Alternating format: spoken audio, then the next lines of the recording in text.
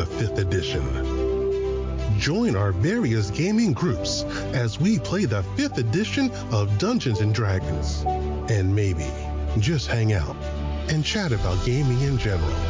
Sit back and enjoy the show.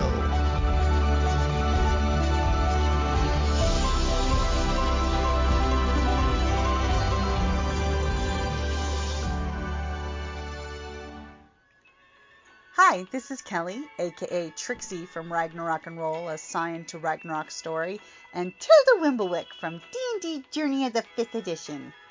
First off, I would just like to say thank you to everyone for listening to our varied adventures, as well as for rating us on iTunes and RPGpodcast.com.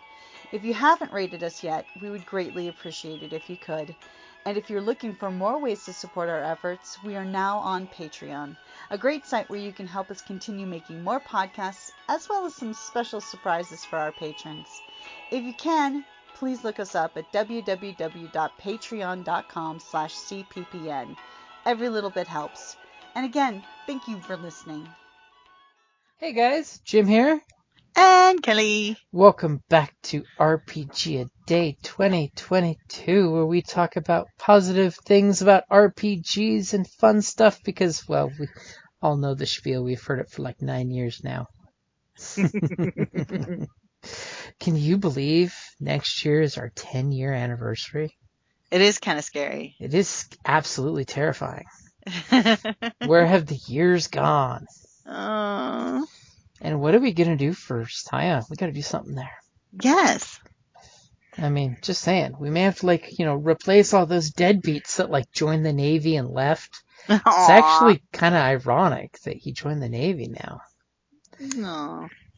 And too cool to spend time playing RPGs. No. I'm not sure if I'm aiming that at Carrie or Sandy. Or Dan. It could totally be on Dan, too. No, they play. Well, most of them play still. Life sucks when you're trying to get game time in, because all the things in life try to stop you from gaming. But, You know how we say not today? To the god of no RPGs, we say not today. Nope. Because today is the 4th of August, which is, where would you host a first game? Well, not that I run games, specifically, but you've hosted many a game, so you could totally say that. Yeah, but murder mysteries don't count. Well, let's see here. Well, we have the luxury of having a really good local game store that has lots of tables and stuff. So that's kind of a good place. But one time we actually decided to, for a session 0 kind of thing, we met at a restaurant, because it was new people. None of us had met yet, so we met at a local pizza place and just kind of got to know each other and hash out what kind of characters that we wanted to do and that type of stuff. So that was kind of good, especially if, you'd never really, interacted with them before. But probably I would choose the game store initially, just because it's neutral ground. That way also if player needs something, they can pick it up there. Mm-hmm. That type of thing. Plus, our local store has a bar in the back. Awesome. So that has other certain advantages. And what's nice is not only do they have lots of tables, but if you're lucky enough to snag one of the, reserve one of the private rooms, all the better. All the better. I mean, I will totally second the game store as my personal choice, because especially if your game store has private rooms, because that is the pinnacle of awesome, because that way you get no distractions and you actually get in the game vibe. So you get that total disconnect, because I'm of course a fan of gaming at home, because that's, a thing. But there is something nice when you go to the game store to game. More folks get on point that you're here to game as opposed to when you're doing it at your kitchen table. Good How point. Everybody has a chance of getting distracted and you have the social feel that we're just here breaking bread. As opposed to when you're at the store, you're on point because you were at the store. You're in your game zone, not the home zone. That's true. We have a friend that they actually set up 2 game nights a week, so to speak, because one is just sort of to get like the social interaction out, and then the next night is actual gaming. Yeah, as they joke, the first night is the kibitzing night, where they get all the kibitzing out of the way. And the potluck, you know. Yep. Which I think is great, because that way you're getting to hang out with your friends and socialize. But the next day when you get together for the game, everyone is on topic. You know, it's all about the let's get the game going, because they've gotten all their pre-game warm-up taken care of. You know, none of the little random distractions pop up that normally do when you're just like, oh, it's been 2 months since we've gotten together and we're totally distracted. So we'll talk about all the things happening in work and life and all the trips we went on and all the cool things like that. No, it's game time. Focus. I concur.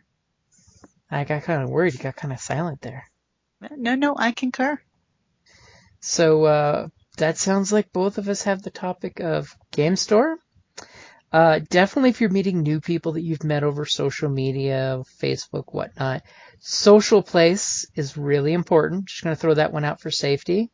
You know, make sure people know where you're going to meet strange people.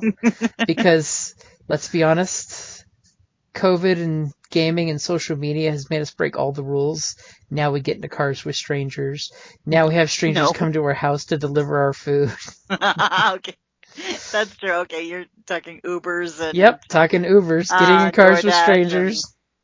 So now that we're breaking all the old rules that our moms and dads told us, now we totally, you know, have to do things like don't talk to people over the internet. Well, we talk to people over the internet all the time. Yep. In fact, we invite them into our house with streaming services. It's true. Think about all the kids on the TikTok. True.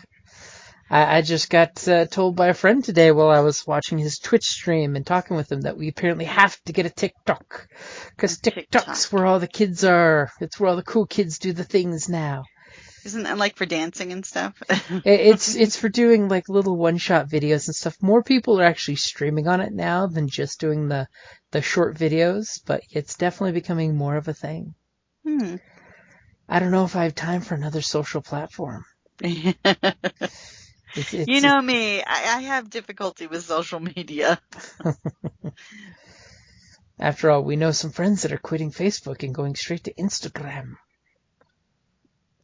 I don't have Facebook. Facebook is evil. So I was not aware of this.